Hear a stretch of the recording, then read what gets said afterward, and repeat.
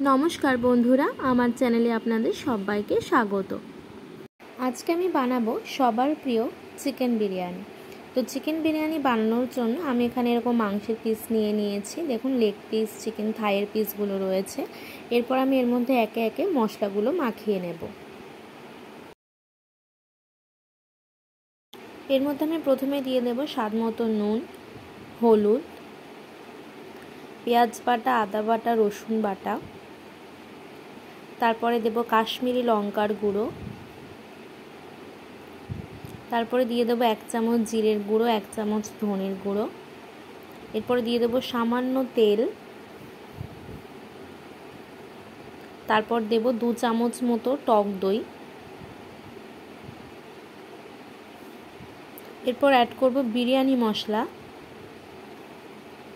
এবং সবশেষে বেরেস্তা আর কিছু গোটা মশলা অ্যাড করে দেব।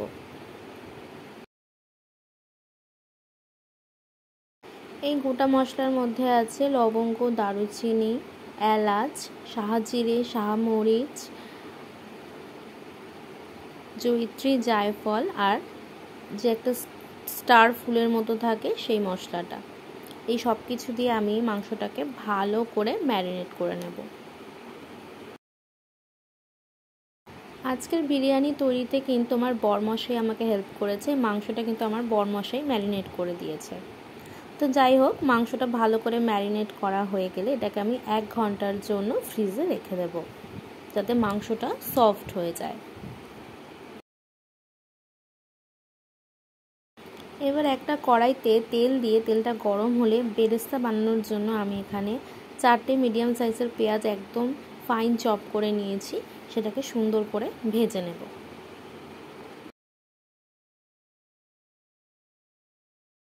দেখুন, আমার বেরেস্তা কিন্তু একদম তৈরি হয়ে গেছে। এটা এবার আমি একটা পাত্রে তুলে নেব।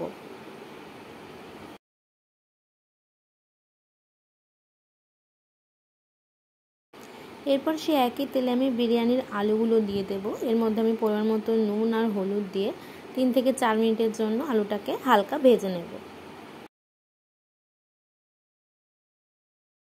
আমার আলুগুলো ভাজা হয়ে গেছে। এবার আমি আলুগুলোকেও তুলে নেব।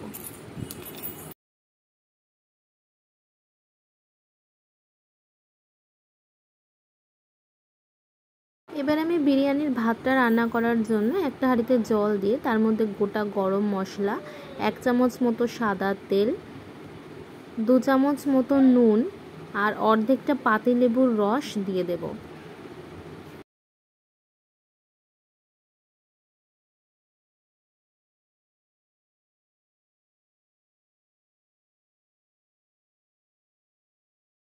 সব কিছু দিয়ে এটাকে ভালো করে নাড়াচাড়া করে এর মধ্যে আমি চালটা দিয়ে দেব।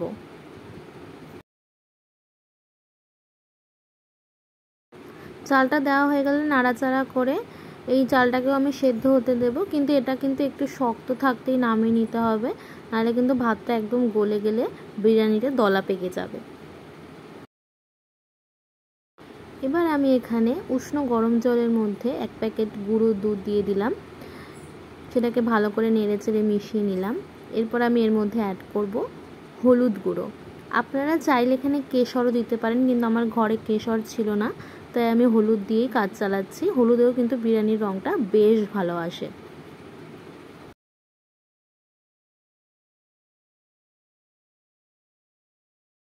হলুদ দিয়ে মেশানো হয়ে গেলে এর মধ্যে আমি 1 চামচ মতো গোলাপ জল, 1 চামচ মতো কেওড়ার জল এবং 3 ফোঁটা মতো মিঠা আতর অ্যাড করে এটাকে আবারও ভালো করে মিশিয়ে নেব।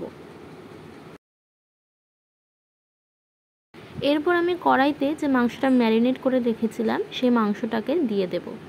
দিয়ে ভালো করে নাড়াচাড়া করে 3 থেকে 4 মিনিটের জন্য কষা কষা হতে দেব।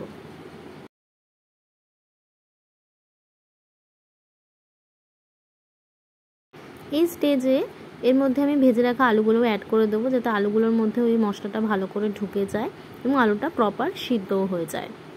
দেখুন, মশলা থেকে সুন্দর তেল ছেড়ে দিয়েছে এবং এটা অনেকটাই কষা হয়ে গেছে। আলুটাও প্রায় সেদ্ধ হয়ে গেছে।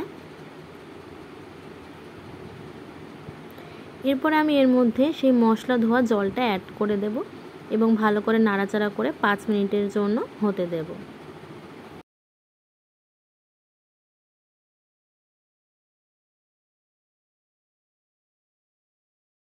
দেখুন গ্রেভিটা কিন্তু সুন্দর ফুটে গেছে এবং আলু সেদ্ধ হয়ে গেছে প্রপারলি। তো এখান থেকে আমি দুটো আলু আলাদা করে সরিয়ে নেব।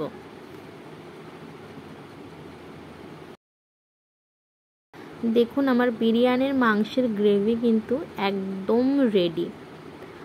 কি সুন্দর এসছে কালার। যখন আমি বিরিয়ানির লেয়ারটা তৈরি করছিলাম তখন ক্যামেরাটা অফ হয়ে গিয়েছিল, আমি বুঝতে পারিনি, তার জন্য দুঃখিত বন্ধুরা। আমি পরে একদিন আপনাদের দেখিয়ে দেবো। আমি আপাতত আপনাদের মুখে বলে দিচ্ছি। প্রথমে আমি এখানে ঘিটা দিয়ে ভালো করে হাঁড়িতে মাখিয়ে নিয়ে এর উপরে ভাতটা দিয়ে তার উপরে মাংস, গ্রেভি, আলু দিয়ে তার মধ্যে যে আমি দুধের পেস্টটা বানিয়ে রেখেছিলাম সমস্ত গোলাপ জল, কেওড়া জল দিয়ে, সেটাকেও দিয়ে দেব। এভাবে আমি 3-4টে লেয়ার করব এবং সর্বশেষ লেয়ারে ভাতের উপরে বেরেস্তা এবং ঘি দিয়ে সেটাকে আমি 5 মিনিটের জন্য হাই ফ্লেমে এবং 20 মিনিটের জন্য মিডিয়াম ফ্লেমে দমে বসিয়ে রেখেছিলাম। দেখুন তারপর আমার বিরিয়ানিটা এইভাবে তৈরি হয়ে গেছে। বিরিয়ানিটা কিন্তু খুব সুন্দর এবং ঝরঝরে হয়েছিল এবং খেতেও অসাধারণ হয়েছিল। আমার শ্বশুরবাড়ির সবাই তো খেয়ে ভীষণ প্রশংসা করেছে। আপনাদের যদি এই ভিডিওটি ভালো লাগে তাহলে প্লিজ লাইক, শেয়ার এবং সাবস্ক্রাইব করে আমার পাশে থাকবেন। ধন্যবাদ।